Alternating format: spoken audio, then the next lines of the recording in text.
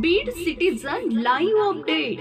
परभणी येथील सोमनाथ सूर्यवंशी या युवकाचा कारागृहात मृत्यू झाल्याची घटना घडल्याच्या निषेधार्थ बीड जिल्ह्यात सोमवारी बंद पाळण्यात आला।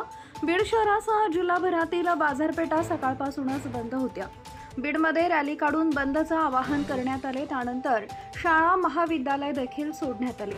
पोलीस प्रशासनाने शहरामध्ये बंदोबस्त वाढवला होता।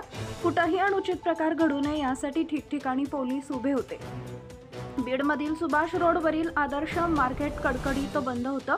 माजलगाव इथं या घटनेचा निषेध व्यक्त करत दिनांक 16 डिसेंबर रोजी महाराष्ट्र बंदची हाक शिव फुले शाहू आंबेडकर अनुयायांच्या वतीने देण्यात आली होती।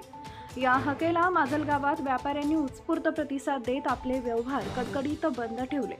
परभणीत पोलिसांनी कॉम्बिंग ऑपरेशन करून काही युवकांना मारहाण केली। दरम्यान न्यायालयीन कोठडीत ठेवण्यात आलेल्या सोमनाथ सूर्यवंशी या युवकाचा कारागृहातच मृत्यू झाल्याची घटना घडली। घटनेचा निषेध व्यक्त करत सर्व अनुयायांनी एकत्रित होत सदरील मृत्यू जबाबदार असणाऱ्या पोलीस प्रशासनाचा निषेध व्यक्त केला।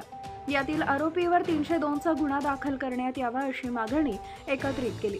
शासनाच्या विरोधात यावेळी घोषणा देण्यात आल्या।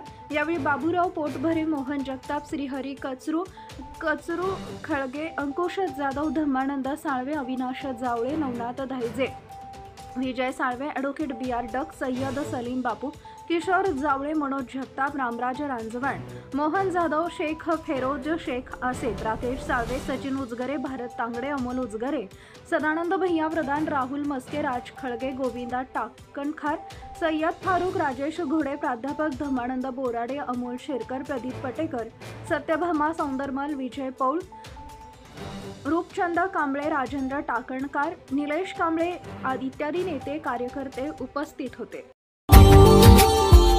Subscribe now and press the bell icon.